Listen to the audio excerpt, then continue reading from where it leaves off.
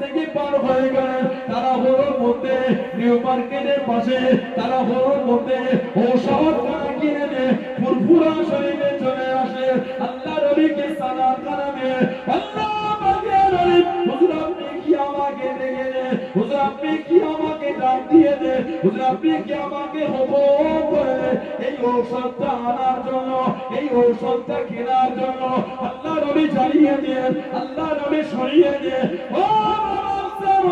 আমি আবু বকর রহমাতুল্লাহ আলাইহি বলেছিলাম আমার আফসানুদ্দিন যদি থাকতো আমার আফসানুদ্দিন যদি থাকতো আমার আব্দুল হাই রহমাতুল্লাহর জন্য এই ঔষধখানা কিনে আনতো